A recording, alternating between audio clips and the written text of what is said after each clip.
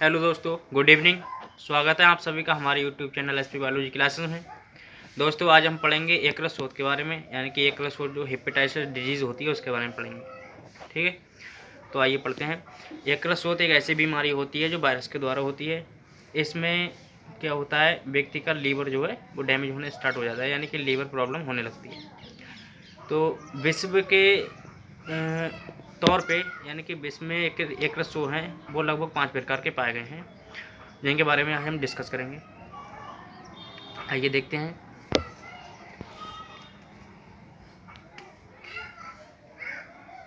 Number 1, hepatitis.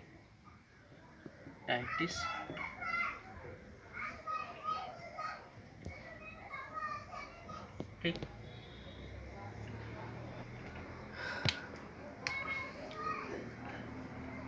तो यह जो होती है एक गंभीर बीमारी होती है। ठीक, इसका वायरस जो होता है वो हेपेटाइटिस ए होता है।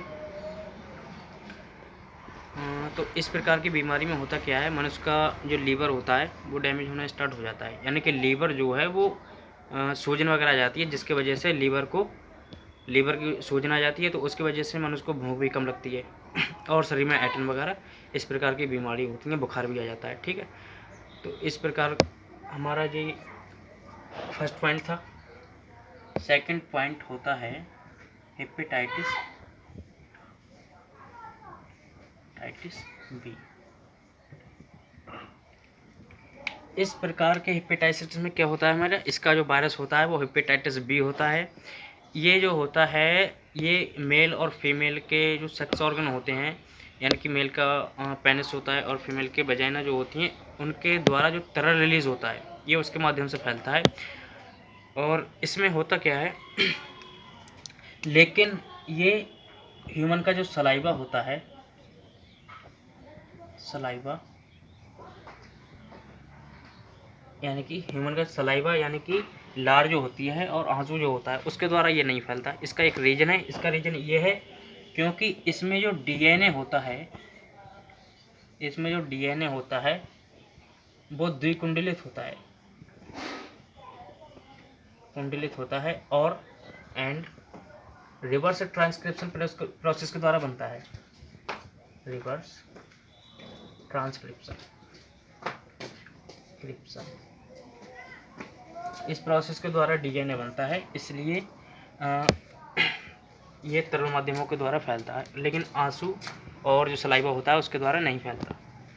अब बात करते हैं 3 नंबर हेपेटाइटिस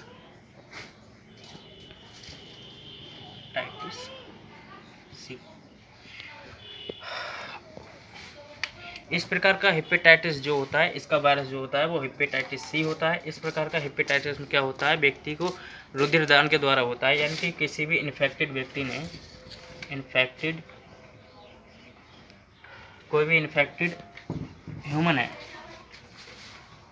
उसने अपना रक्त किसी हेल्थी पर्सन को दे दिया, तो उसमें जो इन्फेक्टेड है उसके तो वायरस उसमें मौजूद होंगे ही पहले से, तो ये इस प्रकार से हेल्थी पर्सन में भी ट्रांसफ़र हो जाता है। इसका इलाज क्या, इसका बचाव किया जा सकता है और कुछ नहीं। इसके बाद होता है 4 नंबर हेपेटाइटिस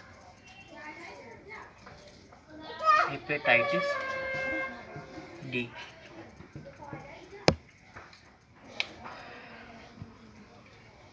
इस प्रकार का हेपेटाइटिस जो होता है वो हमारा हेपेटाइटिस डी वायरस होता है उसके द्वारा होता है। और इस प्रकार के हेपेटाइटिस में जब क्या होता है, व्यक्ति आवश्यकता से अधिक ड्रग्स लेता है, यानी कि जो नशीले इंजेक्शंस होते हैं उनका प्रयोग करता है, तो उसके द्वारा व्यक्ति को हेपेटाइटिस डी हो जाता है। ठीक, तो नेक्स्ट एंड लास्ट है हमारा 5 नंबर हेपेटाइटिस ई। इस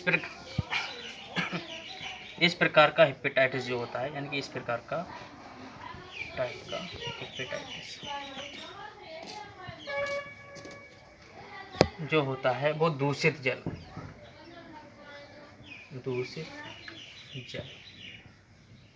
का सेवन करने से होता है।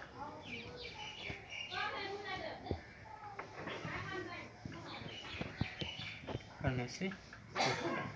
यानी होता क्या है, जल में विभिन्न प्रकार के बैक्टीरिया वायरस जो होते हैं वो मौजूद होते हैं, जिसकी वजह से ये बैक्टीरिया वायरस जो है हमारे बॉडी के अंदर जाते हैं और बहुत सी प्रकार की डिजीज़ उत्पन्न करते हैं। इसमें क्या होता है, लीवर भी डैमेज हो जाता है, जिसकी वजह से व्यक्ति को भूख भी कम लगती है।